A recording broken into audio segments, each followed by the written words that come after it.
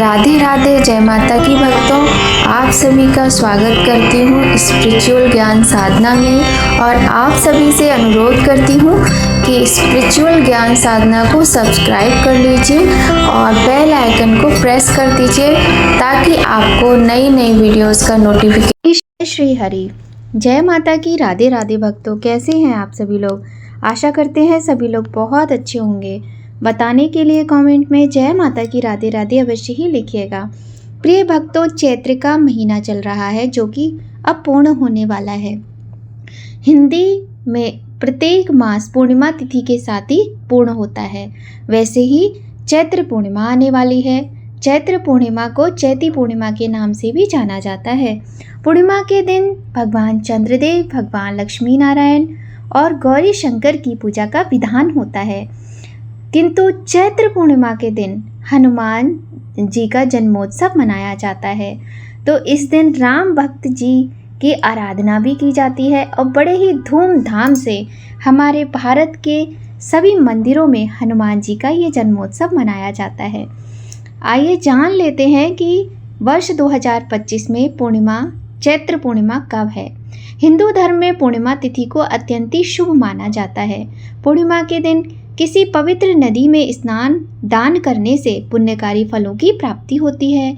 Hindu calendar के अनुसार चैत्र पूर्णिमा साल की प्रथम पूर्णिमा है। चैत्र पूर्णिमा का विशेष महत्व इसलिए भी है क्योंकि इसी दिन हनुमान जी का जन्म हुआ था। धार्मिक मान्यताओं के अनुसार चैत्र पूर्णिमा के दिन हनुमान जी जन्मे थे, इसलिए इस दिन को हनुमान जी के जन्मोत्सव के रूप में भी मनाया जाता है।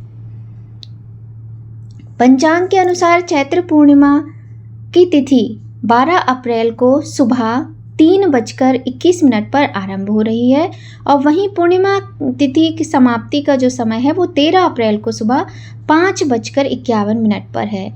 चैत्र पूर्णिमा 12 अप्रैल को ही मनाई जाएगी। चैत्र पूर्णिमा के दिन स्नान दान करने के लिए ब्रह्म मुहूर्त में सुबह 4:29 से सुबह 5:14 तक का बहुत ही शुभ मुहूर्त है। वहीं अभिजीत मुहूर्त सुबह 11:56 से दोपहर 12:48 तक रहेगा। ये दोनों ही मुहूर्त अत्यंत शुभ है स्नान दान के लिए और 12 अप्रैल को ही चैत्र पूर्णिमा का व्रत किया जाएगा। पूर्णिमा के दिन स्नान दान के अतिरिक्त सत्यनारायण भगवान की पूजा का भी विधान है। पूर्णिमा के दिन सपरिवार सभी लोग भगवान सत्यनारायण की यदि कथा सुनते हैं तो घर में सुख समृद्धि बनी रहती है। पूर्णिमा के दिन भगवान लक्ष्मी नारायण को खीर, मिठाई और फलों का भोग अवश्य लगाना चाहिए। साथ ही विष्णु जी के मंत्रों का जाप करना चाहिए और यदि आप हो सके तो शिवालय में जाकर शिव जी का अभिषेक पंचामृत से अवश्य कीजिएगा। इसके अतिरिक्त चैत्र पूर्णिमा के दिन हनुमान जी का जन्मदिन भी है, तो इस दिन बजरंगबली की विधि पूर्वक उपासना भी अवश्य करनी चाहिए। हनुमान जी के साथ ही भगवान श्री राम और माता सीता की भी आराधना करनी चाहिए। चैत्र पूर्णिमा के दिन ऐसा करने से हर व्यक्ति को मनोवांछित फलों की प्राप्ति होती है। राम न मिलेंगे हनुमान के बिना, राम न मिलेंगे हनुमान के बिना, हनुमान न मिलेंगे श्री राम के बिना। ये भजन तो आप सभी ने भी सुना होगा।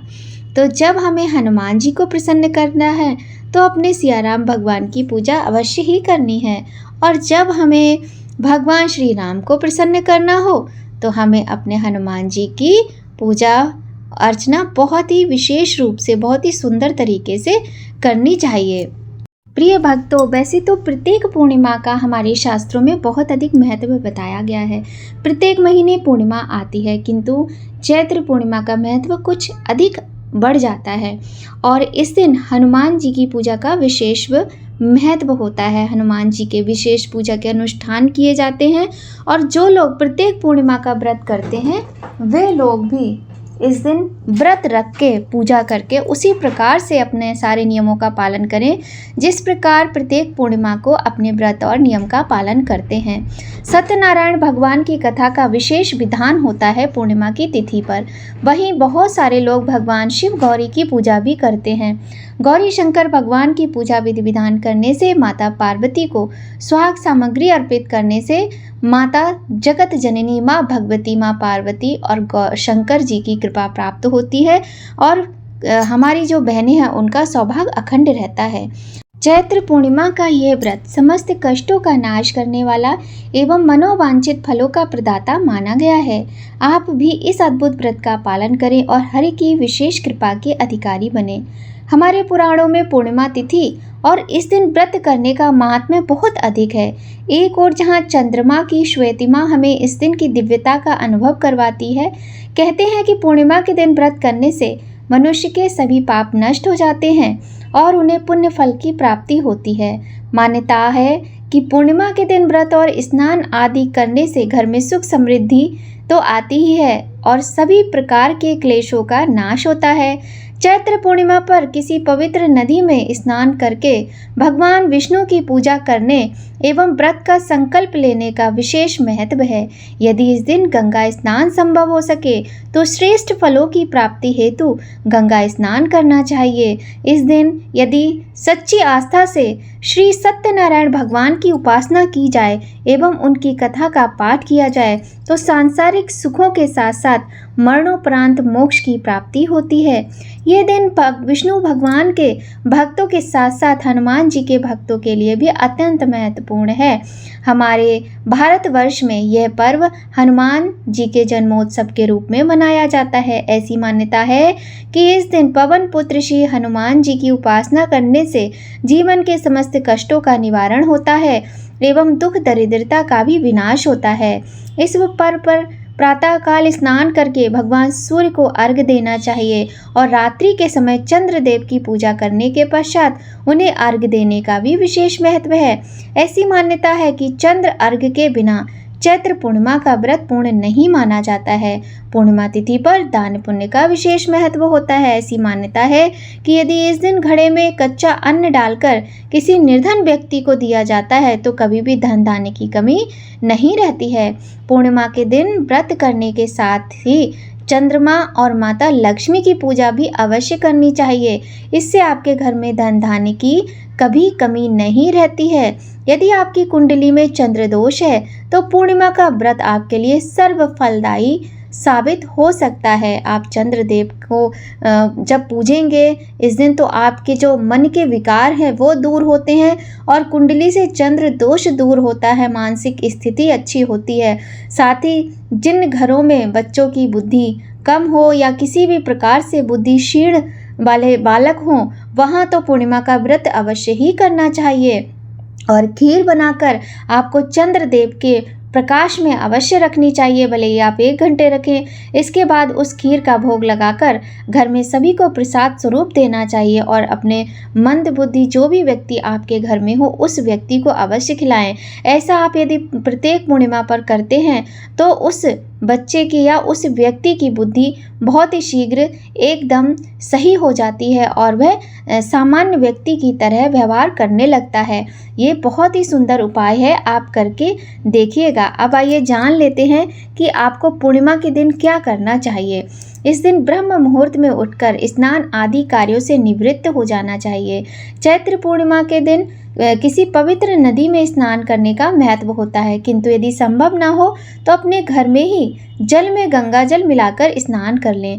ब्रह्म मुहूर्त में ही सूर्यदेव को अर्घ्य दें। इसके बाद तुलसी के पौधे की जड़ में गाय का दूध अर्पित करें, दीप प्रज्वलित करें, धूप दिखाएं, भोग लगाएं और आरती उतारें। इस दिन भोग में तुलसी जी को आप खीर पूड़ी का प्रसाद भी अर्पित कर सकते हैं। इस प्रकार से तुलसी पूजा का भी इस दिन विशेष महत्व होता है। चैत्र पूर्णिमा के दिन भगवान सत्यनारायण यानी विष्णु भगवान की पूजा का जो महत्व होता है वह किसी से अछूता नहीं है। इसके लिए आपको अपने घर के ईशान कोण में एक चौकी स्थापित करनी चाहिए। चौकी पर पीला कपड़ा बिछाएं और इस पर केले के पत्तों का सुंदर मंडप लगाएं।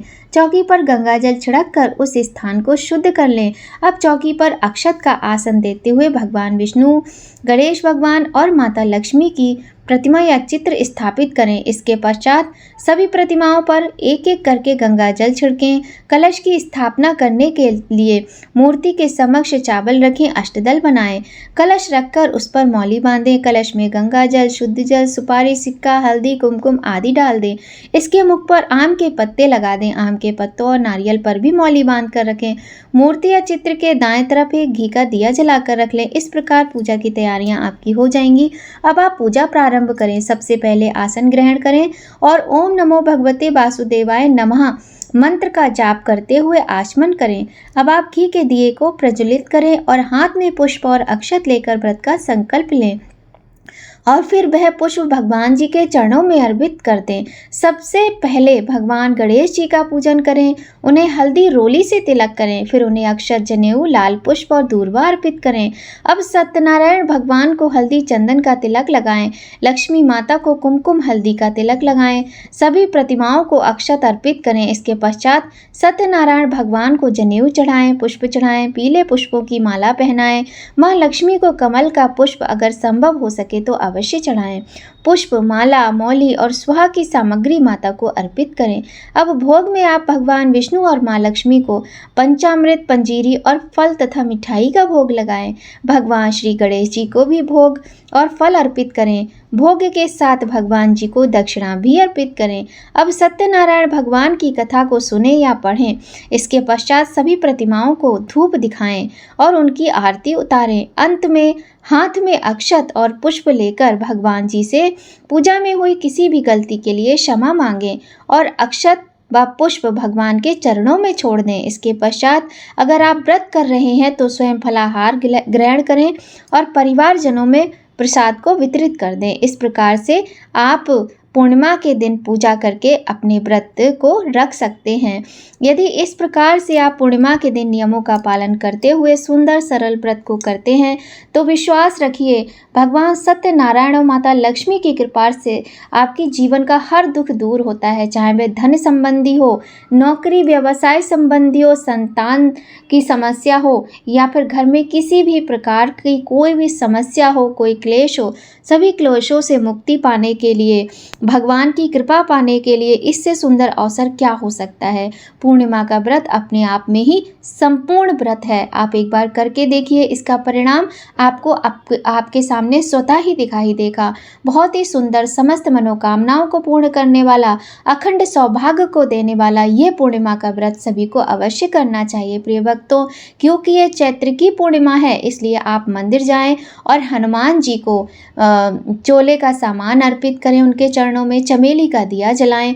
यदि नहीं है तो घी का दिया भी जला सकते हैं और भगवान को केले का भोग, बूंदी का भोग लगाकर उनको जन्मदिन की शुभकामनाएं दें। अपने अपने श्रद्धा और सामर्थ्य के अनुसार हनुमान जी की पूजा अर्चना करें। अपने घर में भी करें, मंदिर भी जाएं। आज की ये वीडियो यदि आपको थोड़ी भी अच्छी लगे तो लाइक ज़रूर कीजिएगा। चैनल पर यदि पहली बार आए हैं तो चैनल को सब्सक्राइब कर लीजिएगा। बेल आइकन प्रेस करके वीडियो को लाइक कर दीजिएगा। प्रिय भक्तों, आज की वीडियो में बस इतना ही। बहुत जल्द फिर आपसे मिलेंगे नई कहानी, नई जानकारी के साथ नए वीडियो में। आप सभी पर भगवान लक्ष्मी नारायण की कृपा सदा बनी रहे। प्रिय भक्तों, किसी भी पूर्णिमा के दिन हम अपने पितरों को प्रसन्न करने के लिए समस्त उपायों को कर सकते हैं। तो अब चलते हैं, मिलते हैं आपसे नई जानकारी, नई कहानी के साथ नया वीडियो में। जय माता की भक्तों, राधे राधे।